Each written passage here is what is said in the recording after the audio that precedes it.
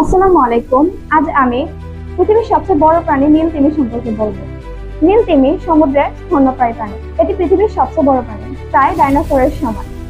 এর দৈর্ঘ্য ৮০ থেকে ১০০ পর্যন্ত। এর ওজন প্রায় ১৫০ থেকে ২০০ টন পর্যন্ত, প্রায় একটি হাতির সমানের ওজন। নীল তিমি সাধারণত সমুদ্রের ছোট krill নামক প্রাণী খেয়ে থাকে।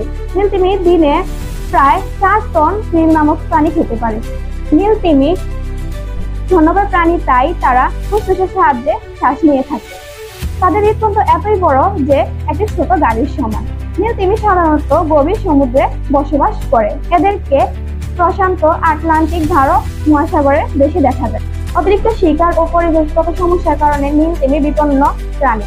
সবশেষে বলা যায়, নীল তিমি পৃথিবীর সবচেয়ে বড় প্রাণী নয়, বরং এটি সমুদ্রের জীববৈচিত্র্যের সবচেয়ে গুরুত্বপূর্ণ অংশ।